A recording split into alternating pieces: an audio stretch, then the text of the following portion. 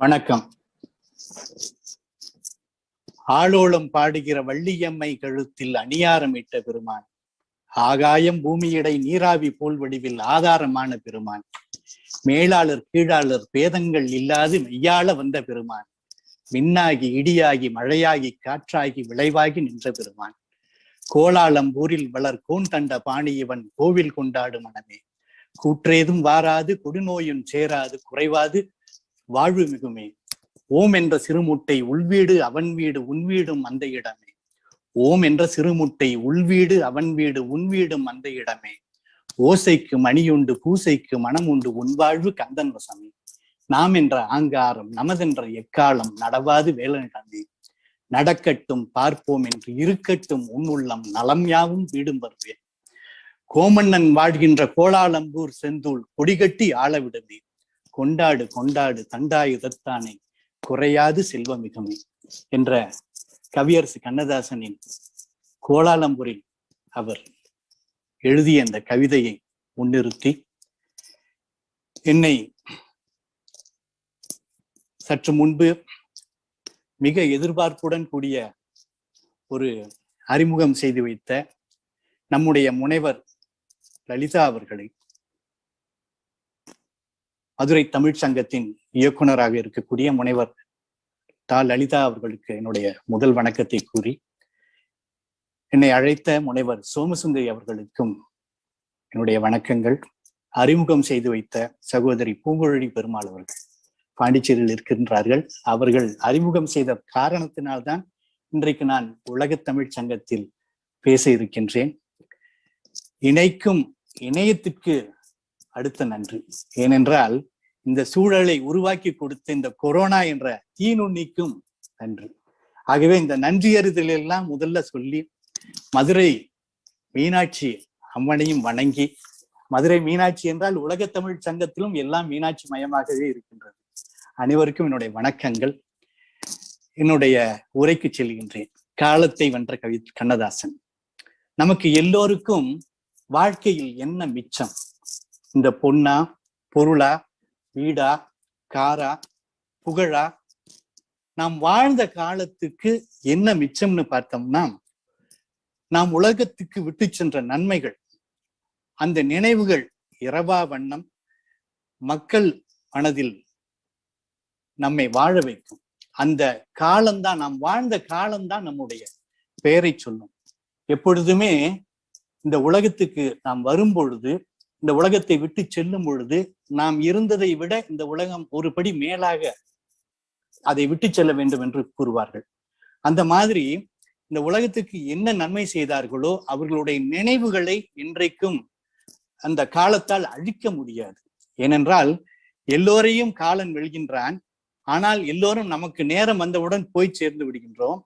அத்துடன் நம்முடைய காலம் முடிந்து விடுகின்றது. ஆனால் சில பேர் மட்டும்தான் எந்த காலத்துக்கும் உரியவர்களாக இருக்கின்றார்கள். கண்ணதாசன் காலம் என்றால் அது இன்றைக்கும் பேசப்படுகின்றது. ஒரு சிலர் தான் இந்த வரலாற்றுல காலத்தை வென்றவர்கள். அந்த காலத்தை வென்றவர்களின் வரிசையில் இன்றைக்கும் நம் கண்முன் இருப்பவர் கவியரசு கண்ணதாசன். கவியரசு கண்ணதாசன் மறைந்து 40 வருடங்கள் நாம் இன்னமும் அவரை பற்றி பேசிக் கொண்டிருக்கின்றோம். இசைக்கவி ரமணன் என்று உங்களுக்கு எல்லாம் தெரிந்த பெயர்.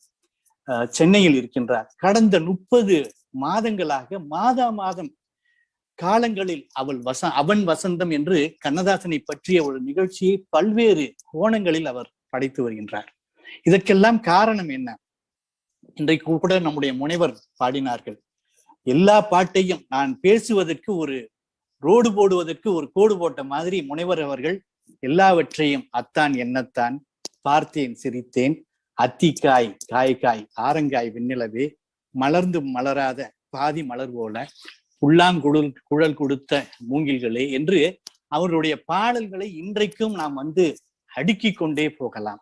அவர் எழுதிய காவியங்கள் இயேசு காவியம், மாங்கனி, அட்டனுத்தி ஆடுமந்தி, அவர் எழுதிய சுயசரிதங்கள் வனவாசம், மணவாசம், அவர் எழுதிய அர்த்தமுள்ள இந்து மதம், அதை இன்றைக்கும் பேசிக் கொண்டிருக்கின்றார்கள். காஞ்சி சங்கராச்சாரியார் சொல்லுவார், ஒரு மடாதிபதி செய்யாததை உன்னுடைய அர்த்தமுள்ள இந்து மதம் செய்துவிட்டது என்று கவியரசு கண்ணதாசனிடம் சொல்லுவார். அந்த வகையில் இன்றைக்கும் நாம் பேசக்கூடியவர்கள் தமிழ் உள்ள வரை என்றைக்கும் கவியரசு கண்ணதாசனை பற்றி நாம் பேசுவோம். அதனால்தான் அவர் காலத்தை வென்றவர் என்று சொல்வார்கள். தமிழகத்தில் ஒரு சொல் வழக்கு கேட்டிருக்கின்றேன். மாட்டு வண்டி செல்லாத ஊருக்கும் கண்ணதாசனின் பாட்டு வண்டி சென்றதாம் என்று. அதாவது மாட்டு வண்டி கூட போகக்கூட முடியாத ஊருக்கெல்லாம் கூட கவியரசு கண்ணதாசனுடைய பாட்டு போனதாம். கண்மூடி திறப்பதற்குள் கற்பனையில் சிறகடித்து 11 பாடிய கவிஞன் என்பார்கள். அதாவது கண்ணை மூடி திறக்கிறதுக்குள்ள கவியரசு கண்ணதாசன் 10 பாட்டு பாடிடுவாராம். அந்த மாதிரி நினைத்தவுடன் பாடக்கூடியவர். அவர் பிள்ளையார்பட்டிக்கு போறார். எங்க கவியரசு கண்ணதாசனுக்கும் எனக்கும் உள்ள ஒரே சிறு தொடர்பு, அவர் பக்கத்து ஊருக்காரு. எனக்கு சொந்த ஊர் ஆவணிப்பட்டி. இங்க எங்க ஊர்ல இருந்து 6 கிலோமீட்டர் சிறுகுடல்பட்டி. நீங்கள் மலையரசி அம்மனை சொந்த பொழுதெல்லாம் நான் நினைத்து கொண்டேன். அந்த மலையரசி அம்மன் கோயிலுக்கெல்லாம் நான் போய் வந்திருக்கின்றேன். அந்த வகையில் அவர் பிள்ளையார்பட்டிக்கு போகும் பொழுது சாமி தரிசனம் முடிச்சுட்டு கார்ல ஏற போறாராம். பிள்ளையார்பட்டி பிச்சை குருக்கள் அந்த காலத்துல சின்ன பையனான அவரு கேட்கிறாராம், ஐயா எங்க பிள்ளையார் பத்தி ஒரு கவிதை எழுதித்தாங்க அப்படின்னு. கார்ல ஏறுற அந்த சமயத்துல கூட கடன்னு தம்பி கண்ணப்பன், அவரோட அசிஸ்டன்ட் பேரு, நீ எழுது அப்படின்னு சொல்லி ராமகண்ணப்பன் எழுதுறாரு. என்ன நினைச்ச உடனே அற்புத கீர்த்தி வேண்டின், ஆனந்த வாழ்க்கை வேண்டின், நற்பொருள் குவிதல் வேண்டின், நலமெல்லாம் பெருக வேண்டின், கற்பக மூர்த்தி தெய்வ களஞ்சியம் இருக்கை சென்று பொற்பதம் பணிந்து வாரீர் பொய்யில்லை கண்ட உண்மை, பிள்ளையார் பட்டி என்னும் பேரருட் சுரங்கத்தின் கண் உள்ளவன், மலையில் பூத்த உருவத்தன், இயற்கை தோன்றல், தெல்லிய மனத்தார்க்கெல்லாம் திருவருள் வழங்கும் ஐயன், கள்ளமில் பக்தர் தந்தை, கற்பக மூர்த்தி அன்றோ என்று. இந்த வகையில் யார் இந்த மாதிரி பாட முடியும்? நினைச்ச நேரத்துல கார் கதவை திறக்கிறதுக்குள்ள 2 பாட்டு வந்துருச்சு. அதுதான் அவங்க சொன்னாங்க, கண்மூடி திறப்பதற்குள் கற்பனையில் சிறகடித்து 11 பாடிய கவிஞன் என்று. 1981 அக்டோபர் 17 சனிக்கிழமை அவர் மறைந்தார். 51 வயது. இந்த 51 வயதுக்குள் 5000 திரை இசை பாடல்கள், 6000 கவிதைகள், 232 புத்தகங்கள், இதையெல்லாம் எழுதிவிட்டு சிறுகுடல்பட்டியில் பிறந்த அந்த குயில் சிகாகோவில் மறைந்தது. கலங்காதிரு மனமே கலங்காதிரு என்று முதல் பாடல் தொட்டு கண்ணே கலைமானே என்ற நிறைவு பாடல் வரைக்கும் கவியரசு கண்ணதாசன் நிறைய எழுதியிருக்கின்றார். அவருடைய எழுத்தை யார் என்ன சொல்கின்றார் என்று பார்ப்போம். புரட்சி தலைவர் எம்ஜிஆர் கவியரசு கண்ணதாசனுக்கு அவருக்கும் புரட்சி தலைவருக்கும் கருத்து வேறுபாடுகள் இருந்த காலத்தில் கூட அவருக்கு கவியரசு என்று பட்டம் சுற்றி அழகு பார்த்தவர் நம்முடைய புரட்சி தலைவர் எம்ஜிஆர். அவர் சொல்லுவார், அருவி நடை, ஆழ்ந்த புலமை, அன்பு உள்ளம், பிள்ளை மனது, உயர்ந்த சிந்தனை, உலகளாவிய பார்வை, இதுதான் கவியரசு கண்ணதாசன் என்று மிக சுருக்கமாக, ரத்தின சுருக்கமாக இன்றைக்கு இதை வைத்து ஒரு புத்தகமே எழுதலாம். என்ன கண்ணதாசனின் எழுத்து அருவி நடையாம், ஆழ்ந்த புலமையாம், அன்பு உள்ளமாம், பிள்ளை மனதாம், உயர்ந்த சிந்தனை, உலகளாவிய பார்வை, இதுதான் கவியரசு கண்ணதாசன். அடுத்ததாக கலைஞர் கருணாநிதி அவர்கள், அவர்கிட்டமும் இவருக்கு நிறைய கருத்து வேறுபாடுகள் இருந்தது. ஆனால் தன்னை தூற்றிய கண்ணதாசனை அழைத்து கவியரசு பட்டம் கொடுத்தார் எம்ஜிஆர். ஆனால் கலைஞர் என்ன சொல்கின்றார் என்றால், நிலையில்லாத மனம் உனக்கு, ஆனால் நிலையான புகழ் உனக்கு என்கின்றார். கவியரசு கண்ணதாசனின் தமிழை நாம் ஏற்கவில்லை என்றால் நமக்கு தமிழ் புரியவில்லை என்பார் அறிஞர் அண்ணா. இந்த மாதிரி நம்முடைய தலைவர்களை எல்லாம் போற்றி புகழ்ந்தவர். அவர்களை கவியரசு கண்ணதாசன் அவர்களிடம் கருத்து வேற்றுமை இருந்தாலும் கவியரசின் மேல் உள்ள அந்த தமிழ் பற்றால் அவர்கள் எல்லாம் அவரை அந்த காலத்தில் அப்படியே தூக்கி வைத்து கொண்டாடினார்கள். அவருடைய சம காலத்தவர் எப்பொழுதுமே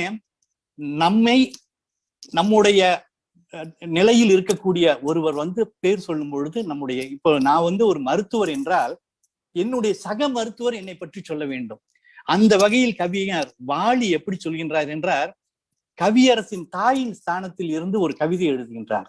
அதாவது கவியரசு கண்ணதாசனை அவருடைய தாய் எப்படி தாளாட்டுவார்களோ அப்படி நினைத்து கொண்டு கவிஞர் வாலி கவியரசு கண்ணதாசனை பற்றி பாடுகின்றார். ஏனென்றால் கவிஞர் வாலியோடைய அந்த திருப்பு முனை வாழ்க்கையில் அவர் விரக்தி அடைந்து போகும் பொழுது கண்ணதாசனுடைய அந்த கலங்காதிரு மனமே பாட்டை கேட்டுத்தான் திரும்பி வந்ததா சொல்லுவாங்க. அந்த வகையில் கவிஞர் வாலி சொல்லுகின்றார், அவருடைய அந்த நாட்டு மெட்டிலேயே அமைந்திருக்கக்கூடிய அந்த கவிதை. பண்ணுறங்கும் நாவழகா, பனியுறங்கும் பூவழகா, சேர சோழ பாண்டியரு சேர்த்து வந்த மூவழகா, வீணையில பாட்டெழுப்பும் வாணி எந்தன் பிள்ளையென ஏனையில படுத்திருக்க என்னதவம் புரிஞ்சேனோ, இப்பிறப்பில் என் வயிற்றில் இப்படியோர் மகன் பிறப்பான், எப்பிறப்பில் நேர்ந்துகிட்டு எங்கெல்லாம் தெரிஞ்சேனோ. இதெல்லாம் வந்து கவியரசின் தாயார் விசாலாட்சி பாடுற துணியில வந்து கவிஞர் வாலி எழுதியிருக்கின்றார்.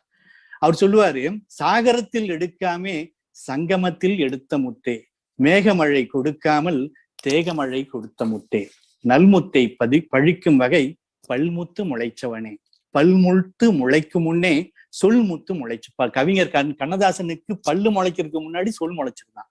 தன்னாலும் தெரியாம சொன்னாலும் புரியாம அன்னாடம் உன் தகப்பன் அந்தியில விளக்கு வச்சா, சீட்டால தொலைச்சிட்ட சில்லறைய திரும்பவுமே பாட்டால சம்பாதி நீ பாரதியின் செம்பாதி. அதாவது கவியரசு கண்ணதாசனின் தந்தையார் நிறைய பெரும் பணக்காரர்கள். ஆனால் அவர் வந்து அந்த அந்த ஒரு பழக்கம், சீட்டு விளையாடுறது அந்த காலத்துல, அந்த பழக்கத்தினால நிறைய பணத்தை தொலைச்சிட்டாராம். அதனாலதான் கவியரசு வந்து 8வது குழந்தைய பிறந்த பொழுது கூட அவரை வந்து தத்து கொடுத்து விட்டார்கள். காரைக்குடியில இருக்கக்கூடிய இன்னொரு செட்டிநாட்டில் உள்ள இன்னொரு தம்பதியருக்கு அவரை வந்து அந்த காலத்தில் தத்து கொடுத்து விட்டார்கள்.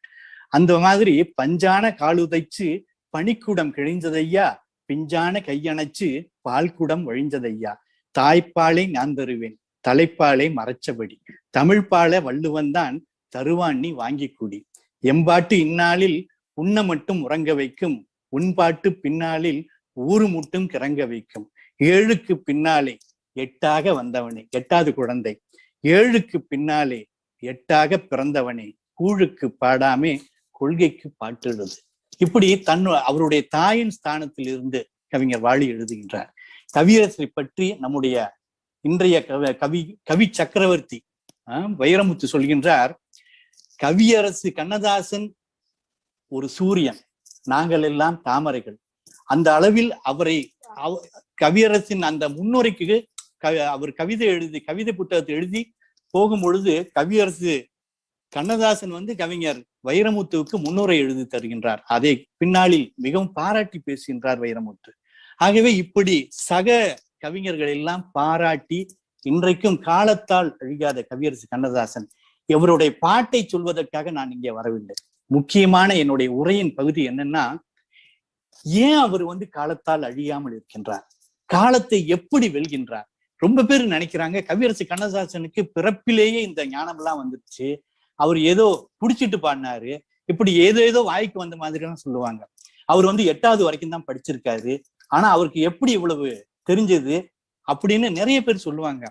ஆனால் வந்து கவியரசு கண்ணதாசன் எப்படி அவருடைய அந்த வாழ்க்கையில் வெல்கின்றார், எப்படி காலத்தை வெல்கின்றார் என்பதை ஒரு ஆய்வு செய்து ஒரு 6 விஷயத்தை நம்ம வந்து பார்க்கிறோம் இன்றைக்கு. அதாவது என்னன்னா, அது ஏனென்றால் நம்முடைய பேச்சு என்பது வெறும் அவருடைய கவிதைகளை சொல்லிவிட்டு போகக்கூடாது. அடுத்து வரக்கூடிய கவிஞர்கள் அவரிடம் என்ன எதிர்பார்க்கலாம், அவரிடம் என்ன கற்றுக்கொள்ளலாம் என்பதை நாம் வந்து சொல்ல வேண்டும். அந்த வகையில் கவியரசு கண்ணதாசன் எப்படி வந்து இந்த காலத்தை வெல்கின்றார், எதுக்காக இன்னைக்கு வரைக்கும் அவர் பேசுகின்றோம், அதற்கு அவர் எடுத்த முயற்சிகள் என்ன அப்படின்னு பார்த்தோம்னா, முதல் விஷயம், நிறைய பேர் நினைக்கிற மாதிரி அவர் வந்து படிக்காத மேதை இல்லை, நிறைய படிச்சார், விடாம படிச்சார். அவருக்கு வந்து கருவிலே திரு அப்படின்லாம் ஒண்ணும் இல்லை. அவர் வந்து 8 வயசுல அந்த மலையரசி அம்மன் கோயிலுக்கு போய் கேட்கிறாரு, தாயே நான் வந்து ஒரு காலத்துல எல்லாம் தெரியணும், எனக்கு பெரிய ஆளா வரணும், அதான் அந்த பையனுக்கு ஆசை.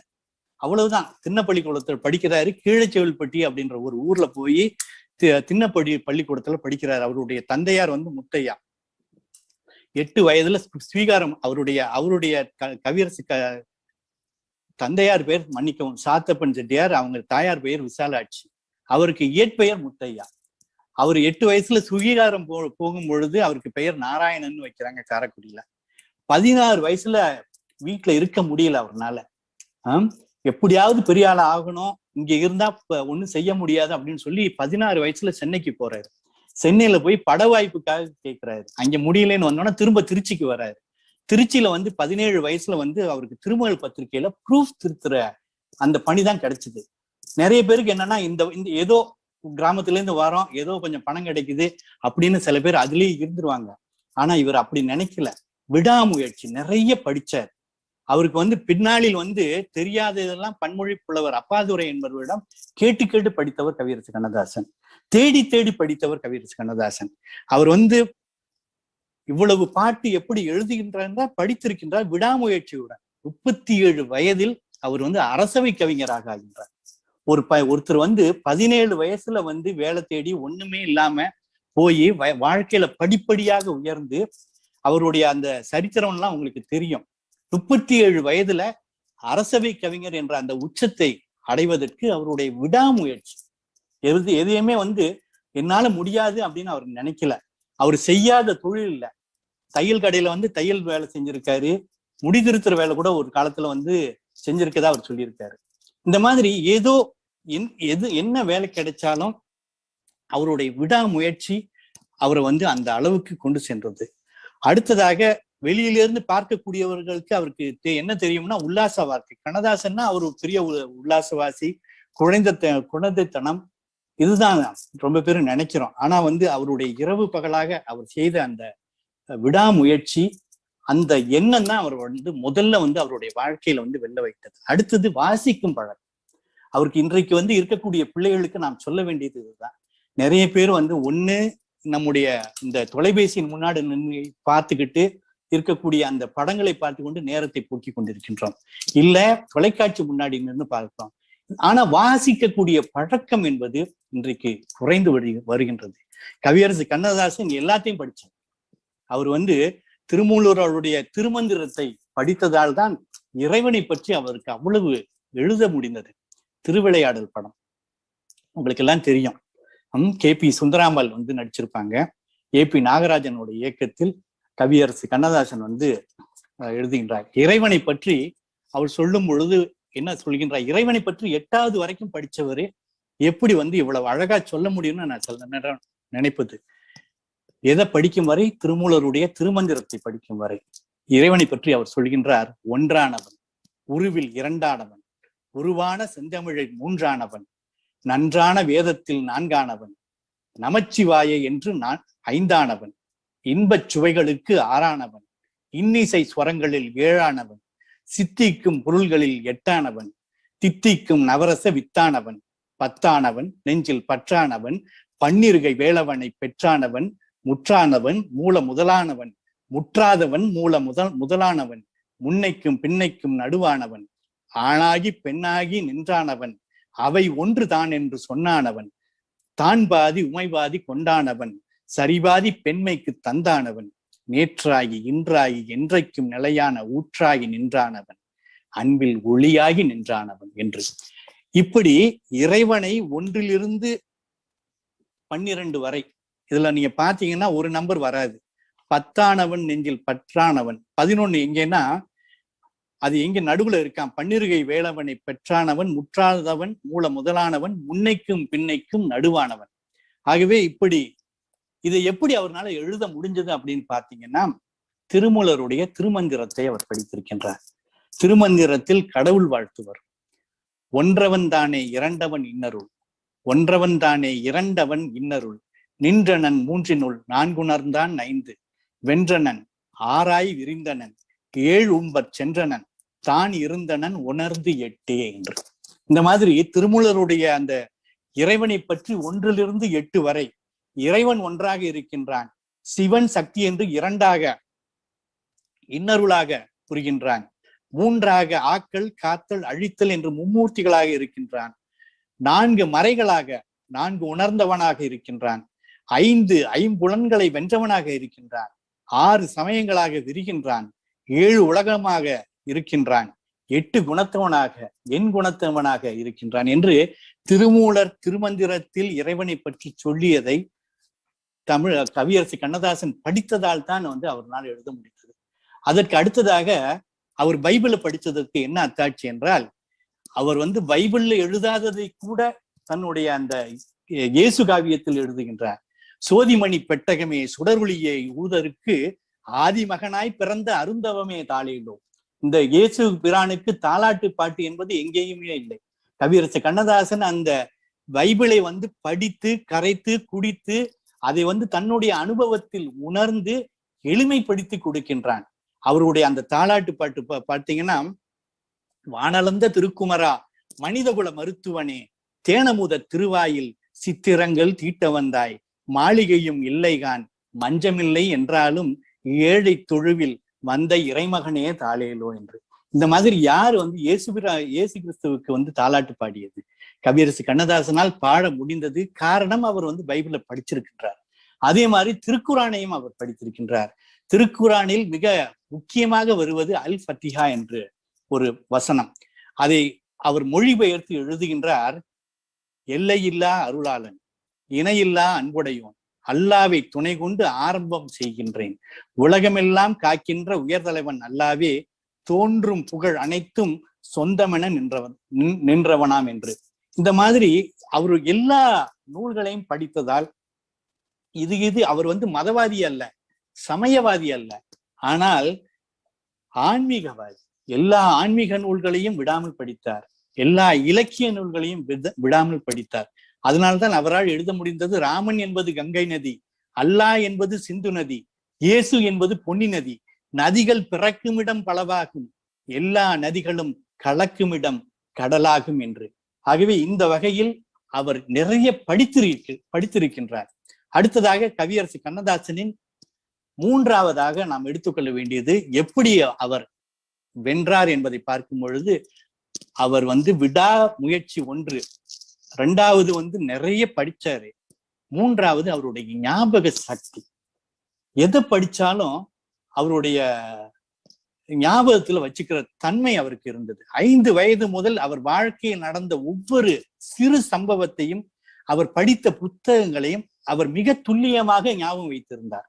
இதற்கு அத்தாட்சி அவர் எழுதிய அந்த வனவாசம் என்ற அவருடைய சுயசரிதையே ஒரு நல்ல உதாரணம். அவர் பார்த்தது, கற்றது, செவி வழி கேட்டது, இப்படி எல்லாத்தையும் ஒரு கம்ப்யூட்டர் சாஃப்ட்வேர் மாதிரி அவர் வந்து ஞாபகத்தில் வச்சிருந்ததுனாலதான் அவரால் அவ்வளவு எழுத முடிந்தது. இது எப்படி ஞாபகத்துல வச்சிருக்காரு? நமக்கெல்லாம் வந்து ஞாபக சக்தி வரமாட்டேங்குதே அப்படின்னு பார்த்தா, உங்களுக்கு பிடிச்சதை என்னைக்குமே ஞாபகத்துல வச்சுக்குவீங்க. நீங்க எதை நிகழ்காலத்துல இருந்து பாக்குறீங்களோ அதை ஞாபகத்துல வச்சுக்குவோம். எப்பொழுதுமே நம்ம வந்து மனசு ஒண்ண நினைக்கும், கண்ணு ஒன்ன பார்க்கும், அறிவு ஒன்ன நினைக்கும் செய்யும். அப்படின்னு இருக்கும் பொழுது நம்ம எதுவுமே வந்து ஞாபகத்துல வராது. ஆனா அறிவும் மனதும் நம்முடைய 5 புலன்களும் ஒன்றை உற்று நோக்கும் பொழுது அது நம்முடைய அந்த மூளையில வந்து நன்றாக பதியக்கூடிய ஒரு தன்மை இருக்கின்றது. இதைத்தான் கவியரசு கண்ணதாசன் செய்தார். அவர் எதையுமே வந்து நிகழ்காலத்தில் இருந்து பார்க்கின்றார். அவர் எதை செய்தாலும் இப்பொழுது இதை செய்கின்றேன் என்றால் அதுதான் பார்ப்பாரு. ரொம்ப பேர் நினைப்பாங்க அவர் வந்து ஏதோ குடிச்சிட்டு எழுதுறாங்க. சத்தியமா இல்லை. கவியரசு கண்ணதாசனிடம் நெருங்கி பழகியவர் உங்கள் ஊர்க்காரர் நம்முடைய ஐயா சோசோமி சுந்தரம் அவர்கள் சொல்லுவாரு வந்து, கவியரசு கண்ணதாசன் வந்து என்றைக்குமே வந்து குடித்து விட்டு எழுதியதில்லை. அவர் வந்து குடிக்கிறதெல்லாம் 12 மணிக்கு மேலதான், ஒரு தூக்கம் வர்றதுக்கு. அதுக்கப்புறம் காலையில 6 மணிக்கு படிக்க ஆரம்பிச்சிருவாரு. அதுக்கப்புறம் 2 மணிக்கு ஃப்ரெஷ் ஆகி திரும்பவும் எழுத ஆரம்பிச்சிருவாரு. இதுதான் வந்து கவியரசு கண்ணதாசனுடைய அந்த பழக்கம். இதற்கெல்லாம் காரணம் வந்து அவர் எதை செய்தாலும் அதில் ஒன்றுகின்றார், நிகழ்காலத்தில் இருக்கின்றார். அவருடைய நடவடிக்கை, அவருடைய எழுத்தையும் அவருடைய பேச்சையும் நம்ம பார்க்கும் பொழுது, அவர் எழுதுவதை, அவர் எதை செய்யும் பொழுது கூட அதுல வந்து ஒன்றி அதில் ஒன்றாக மாறுகின்றார், அதை எளிமைப்படுத்தி கொடுக்கின்றார். இதற்கு இன்னொரு உதாரணம் என்னன்னா, கவியரசு கண்ணதாசன் சேரமான் காதலி என்ற அந்த காவியத்தை வந்து கல்கி பத்திரிகையில எழுதுறாரு. எழுதும் பொழுது கல்கி ராஜேந்திரன் அதனுடைய ஆசிரியர். அப்படி இருக்கும் பொழுது வாரம் அந்த பத்திரிகைக்கு தொடர்கதை கொடுத்து விடணும். ஒரு தடவை அந்த மாதிரி அவருடைய பையனிடம், அந்த அலுவலக பையனிடம் தொடர்கதையை கொடுத்து விடுறாரு. இந்த கல்கி பத்திரிகை அலுவலகத்துல ரொம்ப இக்கட்டான ஒரு பிஸியான நேரம்னு நினைக்கும். அவங்க வந்து அந்த கட்டுரையை வந்து அவங்க அந்த கதையை வந்து தொலைச்சிடுறாங்க. கல்கி ஆசிரியர் ராஜேந்திரன் வந்து கவியரசுக்கு வந்து தொலைபேசியில வந்து கேட்கிறாரு, ஐயா இந்த கவிஞர் ஐயா இன்னும் வரலையே உங்களுடைய கதை, இந்த வார்த்தைகளோட தொடர்கதை அப்படின்னு. கவிஞர் இல்லை நான் கொடுத்துட்டேனே அப்படின்றாரு. இவர் இன்னும் வரல அப்படின்னு எல்லாம் தேடி கடைசியில வந்து அடுத்த நாள் ஞாயிறு பதிப்பு, இது வந்து வெள்ளிக்கிழமை இரவு நடக்குது. கவியரசு சொன்ன, ஒண்ணும் கவலைப்படாதீங்க, இந்த 1 மணி நேரத்துல நான் எழுதி தரேன். இது வந்து கவியரசருடைய உதவியாளர் ராம கண்ணப்பன் எழுதியது. 1 மணி நேரத்துல அவர் என்ன எழுதினாரோ அது வார்த்தை மாறாம திரும்பவும் சொல்றாரு. ராம கண்ணப்பன் அது திரும்பவும் எழுதுறாரு. இந்த மாதிரி யாருனால முடியும்? ஏன்னு கேட்டா அவருடைய ஞாபக சக்தி. அடுத்ததா வந்து ஒரு கட்டத்து இன்னொரு சம்பவம், அவர் காலையில எப்பொழுதுமே போன உடனே இந்த பாட்டு எழுத உட்கார்ந்துருவாரு. அவர் பாட்டு சொல்ல உட்கார்ந்துருவாரு. ஒரே நேரத்துல 3 பாட்டு. இதை பார்த்து கொண்டிருந்த நிருபர்கள் வந்து கேட்கிறாங்க, ஏன் இப்ப எப்படி ஐயா இப்படி வருது அப்படின்னு. நான் பாட்டை எழுதும் பொழுது, கவிதை எழுதும் போது அதுவாகவே நான் மாறுகின்றேன். அப்படி அதுவாகவே நான் மாறும் பொழுது அந்த அந்த தாக்கம் எனக்குள் வருகின்றது. அதை வார்த்தைகளாக நான் வடித்து தருகின்றேன். எனக்கு புரிந்தது மற்றவர்களுக்கும் புரியும் என்று சொல்கின்றார். ஆகவே இதெல்லாம் வந்து கவியரசு கண்ணதாசனின் 3வது விஷயம். நம்ம என்ன பார்க்கிறோம்? ஞாபக சக்தி, அவருடைய ஞாபக சக்தி. அடுத்ததா வந்து அவருடைய, நான் முதல்ல சொன்னது, அவர் எதையுமே வந்து அனுபவிப்பார். எதையுமே வந்து கண்ணதாசனிசம் என்று சொல்லலாம். பெரியாரிசம் அப்படின்னு நீங்க எல்லாம் சொல்ற மாதிரி கண்ணதாசனிசம்னா என்ன? எதையுமே அனுபவிக்க கற்றுக்கொள்வது. எந்த விஷயத்தையுமே அதை எப்படி நம்ம வந்து ரசிக்கிறோம், எப்படி அனுபவிக்கிறோம், அதுதான் கண்ணதாசனிசம். அவர் வந்து அந்த அனுபவத்தை பத்தி எழுதுறாரு. அனுபவம் தான் இறைவன் சொல்றாரு. பிறப்பின் வருவது யாதென கேட்டேன், பிறந்து பாரென இறைவன் பணித்தான். படிப்பை சொல்வது யாரென கேட்டேன், படிப்பென சொல்வது யாரென கேட்டேன். படித்து பாரென இறைவன் பணித்தான். அறிவென சொல்வது யாதென கேட்டேன், அறிந்து பாரென இறைவன் பணித்தான். அன்பெனப்படுவது என்னென கேட்டேன், அழித்து பாரென இறைவன் பணித்தான். பாசம் என்பது யாதென கேட்டேன், பகிர்ந்து பாரென இறைவன் பணித்தான். மனையால் சுகமெனில் யாதென கேட்டேன், மணந்து பாரென இறைவன் பணித்தான். பிள்ளை என்பது யாதென கேட்டேன், பெற்று பார் என இறைவன் பணித்தான். முதுமை என்பது யாதென கேட்டேன், முதிர்ந்து பாரென இறைவன் பணித்தான். வறுமை என்பது என்னென கேட்டேன், வாடிப்பார் என்று இறைவன் பணித்தான். இறப்பின் பின் அது ஏதென கேட்டேன், இறந்து பாரென இறைவன் பணித்தான். அனுபவித்தேதான் அறிவது வாழ்க்கையினில் ஆண்டவனே நீ ஏன் என கேட்டேன். இறைவா, எல்லாத்தையும் அனுபவிக்க சொல்றியே, அதுதான் வாழ்க்கைன்னா நீ எதுக்கு அப்படின்னு. ஆண்டவன் சற்றே அருகு நெருங்கி அனுபவம் என்பதே நான் தான் என்றான். இறைவன் அனுபவமாக வருகின்றான். அது நல்ல அனுபவமாகவும் இருக்கலாம், கெட்ட அனுபவமாகவும் இருக்கலாம். அந்த வகையில் இறைவன் வந்து அதை அனுபவிக்க வேண்டும், அனுபவிப்பதுதான் வாழ்க்கை என்று எல்லாத்தையும் அனுபவித்தான். அவன் முதல்ல வந்து விடாமுயற்சியோடு எந்த வேலையும் செய்தான். 2வது படித்தான். 3வது அதை ஞாபகத்தில் வைத்துக் கொண்டார். அடுத்ததாக அனுபவித்தார். அடுத்ததாக 5வது விஷயத்துக்கு நம்ம வர்றோம். கண்ணதாசனை பற்றி சொல்ல வேண்டும் என்றால் அவருடைய குழந்தை மனம். எதையுமே வந்து ஒரு யதார்த்தமாக எடுத்துக்கொள்ளுது. அதாவது ஒரு பெருசா எதையுமே வந்து ஒரு பெரிய விஷயமா நினைக்காம எல்லாம் வந்து ஒரு சின்ன ஒரு வாழ்க்கையில அதுவும் ஒரு பகுதி. உள்ளதை சொல்வேன், சொன்னதை செய்வேன், வேறொன்றும் தெரியாது. உள்ளதை சொல்வேன், சொன்னதை செய்வேன், வேறொன்றும் தெரியாது. உள்ளத்தில் இருப்பதை வார்த்தையில் மறைக்கும் கபடம் தெரியாது என்றார். இது வந்து அவர் சினிமாவுக்காக எழுதின பாட்டு இல்லை, அவருடைய அனுபவமே அதான். அவருடைய எண்ணம் தான் இப்படி வந்து வார்த்தைகளாக வருகின்றது. அதை பற்றி கண்ணதாசனுடைய குழந்தைத்தனம், அந்த யதார்த்தம் எப்படி அப்படின்றது அவருடைய மகள் விசாலி கண்ணதாசன் சிங்கப்பூர்ல இருக்கிறாங்க. அவங்க வந்து ரொம்ப அழகா சொல்லுவாங்க. கண்ணதாசனை பெண் பார்க்க சொன்னார்களாம் அவங்க அம்மா. அவருடைய அந்த பெண் பார்க்கும் படலத்தை பத்தி சொல்லும் பொழுது விசாலி கண்ணதாசன், எங்க அப்பாட்ட வந்து எந்த பொண்ணு பிடிச்சிருக்குன்னு எங்க அப்பா தான் கேட்டாங்க. எங்க அப்பா சொன்னாங்க எல்லா பொண்ணுமே பிடிச்சிருக்கு அப்படின்னாராம். 7 பொண்ணு பார்த்தாங்களாம், அந்த 7 பொண்ணுமே பிடிச்சிருக்கு அப்படின்னு மனசுல பட்டது அப்படி சொல்றது. இதுதான் கண்ணதாசன், இதுதான் அவருடைய குழந்தைத்தனம். எப்பொழுதுமே குழந்தைக்கு மாற தெரியாது. தான் எப்படி இருக்கிறோமோ அதை அப்படி காட்டிக்கொள்ளத்தான் தெரியும். குழந்தைக்கு வேறு முகத்தை காட்ட தெரியாது. கவியரசு கண்ணதாசனுக்கும் வேறு முகத்தை காட்ட தெரியாது. அவருடைய வாழ்க்கையே ஒரு திறந்த புத்தகம். அவருடைய வந்து எல்லாரும் சொல்லுவாங்க அவருக்கு வந்து 3 மனைவிகள் அப்படின்னு. ஆனால் ஒவ்வொரு மனைவியிடம் அவர் எவ்வளவு பாசமாக இருந்தார் தெரியுமா? முக்கியமா பொன்னம்மா, அவருடைய முதல் மனைவி. எத்தனை பேர், நான் வந்து கவியரசு கண்ணதாசனை பற்றி சொல்லும் பொழுது அவருடைய ஆங்கில கவிஞர் ராபர்ட் பர்ன்ஸ், அவரும் 35 வயசு வரைக்கும் தான் இருந்தார். ராபர்ட் பர்ன்ஸ்க்கு நிறைய காதலிகள், நிறைய மனைவிகள். அதுக்கு காரணம் என்னதுமா சொல்றாரு ராபர்ட் பர்ன்ஸ், எனக்கு நிறைய காதல் இருந்தது, நிறைய அன்பு இருந்தது, எல்லாருக்கும் கொடுக்குறேன், எல்லாருக்கும் ஒரே மாதிரி தான் கொடுக்குறேன் அப்படின்பாரு. அதே மாதிரிதான் கவியரசு கண்ணதாசனம். அன்பு காதல் அவருக்கு அவ்வளவு இருந்ததால் தான் பொன்னம்மா என் மனைவி என்று சொல்கின்றார். பொன்னழகி என் மனைவி, பூமியிலும் குறையுடையார். பொன்னம்மாவை எத்தனை பேர் நம்ம வந்து மனைவிக்காக கவிதை எழுதுறோம். ஆனா வந்து கவியரசு கண்ணதாசன் எழுதுகின்றார், அவருடைய முதல் மனைவி பொன்னம்மா. பொன்னம்மா என் மனைவி பூமியிலும் குறையுடையால் பொன்னம்மா என்று அழைப்பேன் பொங்கி வரும் அன்பினிலே. இந்த பொன்னம்மாவுக்கு காது கொஞ்சம் கேட்காது.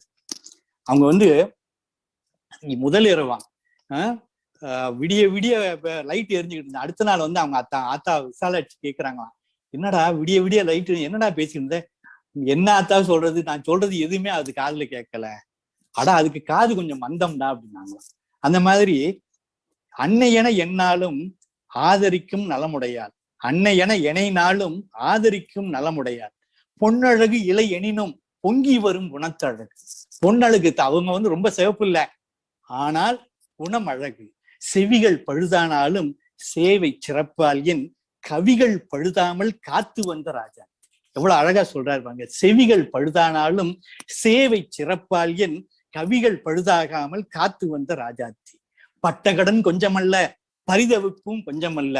கவியரசு கண்ணதாசன் சொன்ன போல கடன் வாங்கினவன் யாரும் இல்லை. அவர் வந்து இந்திய ஜனாதிபதி போல் சம்பாதித்தார், இந்தியாவை போல் கடன் வாங்கினார் என்பார்கள்.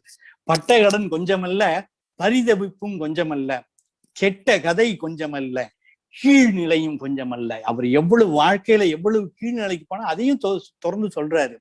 தற்கொலைக்கு நான் முயன்ற சரித்திரமும் கொஞ்சமல்ல. தற்கொலை வரைக்கும் போயிருக்காரு. தற்கொலைக்கு நான் முயன்ற சரித்திரமும் கொஞ்சமல்ல, அத்தனையும் தாங்கி இன்று யாருக்கு வாழ்கின்றேன், தத்தையவள் என் மனைவி தாலிக்கே வாழ்கின்றேன். குடிக்க துணிந்ததற்கோ குத்துகின்ற ஊசிகற்கோ. பெத்தடியும் போட்டவர். எப்பொழுதுமே இந்த கவிஞர்கள் கலைஞர்கள் எல்லாரும் ஒரு தனி உலகத்துல இருப்பாங்க. அவங்க இந்த யதார்த்த உலகம் ஒன்று, அவர்களுடைய அந்த அவர்களுடைய தனி உலகம் ஒன்று.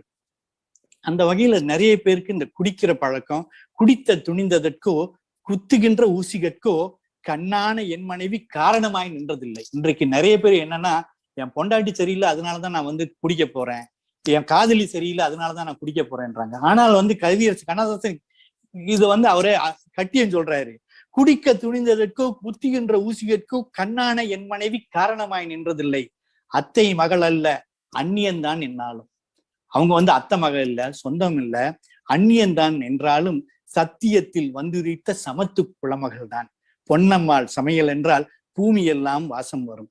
இப்படி எவ்வளவு புகழ்கின்ற. கடைசியில் என்ன சொல்றாரு, எத்தனை பெண்கள் இம்மண்ணில் இருந்தென்ன, எத்தனை பெண்கள் இம்மண்ணில் இருந்தென்ன, சத்தியம் சம்சாரம் அவள்தான் சாமி அவதாரம். அனுபவிச்சுட்டு சொல்றாரு, குழந்தைத்தனமாக சொல்கின்றார். இதுதான் வந்து கவியரசு கண்ணதாசனுடைய அந்த குழந்தை மனம். என்றைக்குமே வந்து எது நினைக்கிறோமோ அதை சொல்லணும். மனசுல ஒண்ணு வெளியில ஒண்ணு சொல்லும் பொழுது அங்கே கவிதை வராது. மனதில் இருப்பதை மிக அழகாக சொன்னவர். அதற்கு காரணம் வந்து அவருடைய யதார்த்தமான பேச்சு, அவர்களுடைய குழந்தைத்தனம். 6வது விஷயம், நிறைவாக வருகின்றோம். அவருடைய நிறைய பேர் வந்து ஒரு கட்டத்துக்கு வந்துட்டா அவர்கள் வேறு, சமுதாயம் வேறு, ஏதோ ஒரு பந்தான்னு சொல்லுவாங்க இல்லையா, அந்த மாதிரி அந்த சமுதாயத்தோடு ஒட்டாமல் தன்னுடைய சக மனிதர்களோடு அவர்களுடன் சேராமல் இருப்பார்கள். ஆனால் வந்து கண்ணதாசனின் அந்த குழந்தை மனத்தால் அவருக்கு வந்து அந்த அகந்தை இல்லாத தன்மை, அதனால அவருக்கு வளர முடிந்தது. அவர் வந்து ஒரு கவிஞராக சொல்லலாம், நான் நிரந்தரமானவன் அழிவதில்லை என்று சொல்வார். அது வந்து கவிதை எழுதுவதற்கு உள்ள கர்வம். ஆனால் அவர் எப்பொழுதுமே வந்து அந்த அகங்காரம் இல்லாமல், நாம் என்ற எக்காலம் நமதென்ற ஆங்காரம் நடவாது கந்தனம் என்று அந்த சொல்ல வருதுன்னா அவருக்கு அந்த அகங்காரம் இல்லாத தன்மை. எப்பொழுதுமே வந்து கவிஞர்கிட்ட நிறைய பேர் ஆரம்ப நிலை எழுத்தாளர்கள் கவிஞர்கள் போய் முன்னுரை கேட்க போவாங்க. யாருக்குமே வந்து கவிஞர் இல்லைன்னு சொன்னதில்லை. வந்து நின்னோடனே, வாசல்ல நின்னோடனே நிறைய பேருக்கு வந்து அவரு உடனே எழுதி கொடுத்துருவாரு, இல்ல அடுத்த நாள் வான்னு சொல்லுவாரு. கவிதையை படிச்சுட்டு அவர் வந்து இந்த குறை அந்த குறையெல்லாம் சொல்றது இல்லை. இன்றைக்கு வந்து சில பேராசிரியர்கள், நானும் வந்து மருத்துவக் கல்லூரியில் படிச்சிருக்கோம், நம்முடைய அந்த ஆய்வுகளை சில பேர்கிட்ட கொண்டு போகும்போது இது ஏண்டா செஞ்சோம், இந்த துறைக்கு ஏண்டா வந்தோம் அப்படின்னு. ஏன்னு கேட்டா அவர்கள் ஒவ்வொரு வார்த்தையையும் சுழிச்சு ஐயோ இது கல்லூரி உங்களுடைய பேராசிரியர்கிட்ட பேசிக்கிட்டு இருக்கேன். ஆனா இருந்தாலும் உண்மை என்னன்னா, ஒரு மாணவன்ற முறையில ஒவ்வொரு வார்த்தையிலையும் இது தப்பு அது தப்பு அப்படின்னு வந்து ஒருத்தர் சொல்லும் பொழுது அவனுடைய அந்த அந்த மாணவனுடைய அந்த தன்னம்பிக்கை வந்து சிதைக்கப்படுகின்றது. கவிஞர் கண்ணதாசனிடம் ஒருத்தர் வந்து ஒரு கவிதையை காட்டுனா அவர் என்ன தெரியுமா சொல்லுவாராம், உன்னுடைய சந்தம் சரியா இருக்குதா, எதுகமோனம் இருக்கா, உணர்ச்சி இருக்கா கவிதையில, இதை படிச்சோன்னே எனக்கு ஒரு பாதிப்பு வருதா, இது 3 விஷயங்களை தான் அவர் பார்க்கிறார். ஒரு கவிஞன் என்றால் அடிப்படையில் அந்த கவிதையை படித்தவுடன் படிப்பவர்களுடைய மனதில் ஒரு பாதிப்பு வர வேண்டும். கவிதையில் எதுகை மோனை அடிப்படையாக இருக்க வேண்டும். அடுத்ததாக உணர்ச்சி இருக்க வேண்டும். இதை 3ஐயும் தான் அவர் பார்க்கிறாரு தவிர வேற குறைகளை பார்ப்பதில்லை. இது வந்து கவிஞருடைய அந்த உதவியாளர் வந்து ஒரு ராமகண்ணப்பன் சொல்லும் பொழுது சில இடங்கள்ல சொல்லுவாராம், நீங்க வந்து இவ்வளவு தப்பு இருக்கு, நீங்க அதையெல்லாம் சொல்ல மாட்டேங்கிறீங்க அந்த பையன்ட்ட அப்படின்னு. கவிஞர் சொல்லுவாராம், அவன் வந்து நம்ம கிட்ட வாழ்த்து பெறுவதற்காக வருகின்றான், அவனை வந்து நல்லா வாழ்த்திட்டு போவோம், மற்ற விஷயங்களை அவன் வந்து காலப்போக்கில், காலம்தான் ஒரு கவிதைக்கு வந்து பதில் சொல்லும், காலப்போக்கில் அவன் கவிதை நின்னா அவன் நல்ல கவிஞன், அந்த கவிதை போயிருச்சுன்னா அவர் வந்து கெட்ட கவிஞன். இதற்கெல்லாம் காரணம் வந்து இன்னொரு விஷயம் சொல்லணும். கவிஞருடைய அந்த அகந்தை இல்லாத தன்மை, அதாவது ஒரு தான் என்ற தான் தான் பெரிய கவிஞன், தன்னை 37 வயசுல வந்து அவர் கவியரசு ஆகின்றார். அப்போ வந்து கவிஞருடைய நெருங்கிய நண்பர் கலைஞர் பதிப்பகம் மாசிலாமணின்னு அவர் பேரு, அவரு வந்து தினமும் கவிஞர்கிட்ட வந்து பேச வர்றது வழக்கம். ஒரு நாள் வந்து வந்த உடனே கவிஞரையும் பாரதியாரையும் ஒன்னா வச்சு பேசுறாராம். கவிஞர் சொல்றாராம், சிச்சி இந்த மாதிரிலாம் வந்து பாரதியாரோட என்னை ஒப்பிட்டு பேசாது, ஏனென்றால் பாரதி வந்து ஒரே புத்தகம் ஒரே கவிதை தொகுதி இன்றைக்கு வந்து உலகத்தையே வந்து ஜெயிச்சுட்டான். ஆனா நான் வந்து எத்தனை ஏராளமா சினிமா, அவரோட வார்த்தையில சொன்னா 6 தொகுதிகள் கவிதைகளாக எழுதியிருக்கிறேன், ஏராளமான சினிமா பாட்டு எழுதியிருக்கிறேன், உரைநடையை எழுதியிருக்கிறேன், பன்றி குட்டி போட்ட மாதிரி இவ்வளவும் எழுதி என்ன பிரயோசனம். பாரதி 32 வயதுக்குள் உலகத்தையே ஜெயிச்சுட்டானே, ஒரே தொகுதி. அதனால வந்து பாரதியும் என்னையும் வந்து அவன் தான் மகாகவி, என்னையும் பாரதியும் வந்து ஒப்பிட்டு பேசாது அப்படின்னு சொல்றாராம். இதை வந்து மாசிலாமணி பின்னாடி எழுதுகின்றார். இந்த மாதிரி ஒரு செருக்கு இல்லாத தன்மை, ஒரு தற்புகழ்ச்சி இல்லாத, தன்னை விட பாரதியை, ஏன்னு கேட்டா பாரதியார் தான் முதல்ல வந்து தமிழ் இலக்கியத்தை மக்களுக்கு கொண்டு போனது. நான் முதல்ல சொன்னேன் இல்லையா, மாட்டு வண்டி போகாத ஊருக்கு கூட கண்ணதாசனுடைய பாட்டு வண்டி போகும்னு. இதை முதல்ல நடைமுறைப்படுத்தியது பாரதியார். அவருடைய அந்த புரட்சியை பாரதிதாசன் எடுத்துக்கொண்டார். பாரதியாருடைய அந்த தேசியத்தையும் காந்தியத்தையும் நாமக்கல் கவிஞர் எடுத்துக்கொண்டார். பாரதியாருடைய பொது உடைமையை பட்டுக்கோட்டை எடுத்துக்கொண்டார். பாரதியாருடைய காதலையும் கண்ணனையும் தத்துவத்தையும் கண்ணதாசன் எடுத்துட்டார். பாரதியார் கொடுத்த சொத்து தான் இதெல்லாம். அது வந்து ஒவ்வொருத்தரும் ஒவ்வொரு சப் ஸ்பெஷாலிட்டின்னு நாங்க ஆங்கிலத்துல மருத்துவத்தில் சொல்லுவோம். பாரதியாரை வந்து ஒரு ஜெனரல் ஸ்பெஷலிஸ்ட்னா ஒவ்வொருத்தருக்கும் ஒன்னொன்னு எடுத்துக்கிட்டாங்க. அந்த வகையில வந்து கவியரசு கண்ணதாசன் பாரதியாரை பற்றி மிக மிக உயர்ந்த கருத்துக்களை அவர் சொல்கின்றார். அதற்கெல்லாம் காரணம், இவர் வந்து முதல்ல நான் சொன்னேன் இல்லையா, முன்னுரை தருவதுல வந்து யாருக்கு வேணாலும் தந்துருவாரு, எல்லாரையும் தட்டி கொடுத்து வளர வைப்பார். அந்த வகையில நம்முடைய கவியரசு வைரமுத்துவை கூட அவர் வந்து நல்ல நல்ல நிறைய சொல்லி அவர் வந்து தட்டி கொடுத்து வளர வைத்தவர். இதற்கெல்லாம் காரணம் என்னன்னா, அவருடைய சின்ன வயது 20 வயதுல வந்து அவருடைய 2 சிறுகதைகள் எழுதுகின்றார். அந்த சிறுகதைகளை எடுத்துக்கொண்டு முல்லை முத்தையா, அவருடைய தகப்பனாருடைய நண்பர், அவர் கூட்டிக்கிட்டு யாரை பார்க்க போறாங்க அப்படின்னா புதுமை பித்தன் போய் அந்த கதைகளை காட்டணும் அப்படின்னு சொல்லி போறாங்க. போன உடனே புதுமை பித்தன் இந்த 2 கதையும் அவர் வந்து அப்ப சொல்லுவார், கவியரசு அவருடைய எந்த இடம்னு சொல்லுவாரு, அஜந்தா ஹோட்டல் ராயப்பேட்டை ரோட்ல புதுமை பித்தன் அவருடைய வயதான காலத்தில் இருக்கும் பொழுது கவியரசு கண்ணதாசன் ஒரு இளம் வாலிபனாக 2 கதைகளை மட்டும் எழுதி கொண்டு புதுமை பித்தனை பார்க்க போகின்றார். புதுமை பித்தன் அவருடைய அந்த திருநெல்வேலி பாஷையில் சொல்லுவாராம், ஓஹோ 2 கதை எழுதிட்டீங்களோ அப்படின்னு கேட்டாராம். அந்த எகத்தாளம், அந்த ஒரு ஏளனம் கவிஞருடைய அந்த மனதை சுட்டது அந்த நேரத்தில். இந்த மாதிரி நம்ம வந்து மற்றவங்கள்ட்ட பேசக்கூடாது அப்படின்னு. அதனாலதான் வரக்கூடிய காலங்களில் அவர் வந்து யாரு வந்து கேட்டாலும் அவருடைய அந்த இறங்கி வந்து அவர்களுக்கு உதவி செய்யும் தன்மை வந்தது. யாரு சிபாரிசு கடிதம் கேட்டாலும் கவிஞர் கொடுத்துருவார். யாரு வந்து முன்னுரை கேட்டாலும் கவிஞர் வந்து நல்லா வாழ்த்தி சொல்லுவார். ஆகவே இந்த 6 விஷயங்களும் கண்ணதாசன் வந்து இன்றைக்கு வந்து காலத்தை வென்ற ஒரு கவிஞர் என்றால் அவருடைய வெற்றியின் ரகசியம் 6. 1, விடாமுயற்சி, வாசிக்கும் பழக்கம், அவருடைய ஞாபக சக்தி, அவருடைய அனுபவத்தை பாடலாக்கினார். அண்ணன் என்னடா தம்பி என்னடான்னு அவர் வந்து அண்ணன் முக்தா சீனிவாசன் ஒரு தடவை பணம் கேட்கறதுக்காக போயிருக்காரு. அண்ணன் வந்து தீபாவளி நேரம் 13 பிள்ளைங்க, அப்ப 13 பிள்ளைகளுக்கு துணிமணி எல்லாம் வாங்கணும் அப்படின்றதுக்காக போயிருக்காரு. முக்தா சீனிவாசன் சொன்னாராம் பணம் இல்லை அப்படின்னு. பழக்கமான கதை தான். வந்த வேகத்துல வந்து கவிஞருக்கு பாட்டு எழுத கூப்பிடுறாங்க. கவிஞர் என்ன எழுதுறாரு? அண்ணன் என்னடா தம்பி என்னடா அவசரமான உலகத்தில் அப்படின்னு. அவருடைய அனுபவங்கள். அதே மாதிரி அதுக்கப்புறம் வந்து தேவர் பிலிம்ஸ்ல வந்து அவருக்கு கொஞ்சம் பணம் கிடைச்சு மருதமலை மாமுனிய முருகையான்னு எழுத போறாரு. அதுல வந்து தேவரை பற்றி சொல்லுங்க, அந்த நன்றி மறவாத தன்மை, தேவரின் குலங்காக்கும் வேலையா என்று. இப்படி அனுபவங்களை பாடலாக்கினார். குழந்தை மனம், அவர் மாறுவதற்கு தயாராக இருந்தார், யதார்த்தத்தை இருந்தார், அகந்தை இல்லாத நிலை. இவை 6ம் கண்ணதாசனை இன்றைக்கும் காலத்தால் அழியாத ஒரு மகா கவிஞனாக உருவாக்கின என்பது என்னுடைய கருத்து. இதை இன்றைய கவிஞர்கள் பின்பற்ற வேண்டும். பின்பற்றினால் அவரை போல் நாமும் வந்து காலத்தால் அழியாமல் இருக்கலாம். இல்லை என்றால் இந்த நம்முடைய காலத்தோடு போக வேண்டியதுதான் என்று என்னுடைய இந்த உரையை நிறைவு செய்து, வாய்ப்பளித்த மதுரை உலக தமிழ் சங்கத்துக்கு, என்னுடைய தொழில் வந்து மகப்பேறு மருத்துவம், தினமும் வந்து ரத்தமும் சதையும் தான் நான் பார்க்கறது. இந்த மாதிரி ஒரு வாய்ப்பு வரும்பொழுது கவிஞரை பற்றி படிக்க ஒரு வாய்ப்பு எனக்கு. ஆகவே அந்த வாய்ப்பை அளித்த உலக தமிழ் சங்கத்திற்கு என்னுடைய மனமார்ந்த நன்றியறிதலை கூறிக்கொண்டு, உண்மையிலேயே நீங்கள் தான் உலக தமிழ். ஏனென்றால் மதுரையில மட்டும் இருந்துகிட்டு மதுரையில இருக்கவங்களுக்கு வாய்ப்பு கொடுக்காம உலகமெல்லாம் நோக்கிய அந்த பரந்த பார்வை உங்களை வியக்க செய்கின்றது. அதாவது மீண்டும் என்னுடைய வாழ்த்துக்கள், நன்றிகள் என்று கூறி நிறைவு செய்கின்றேன். நன்றி, வணக்கம்.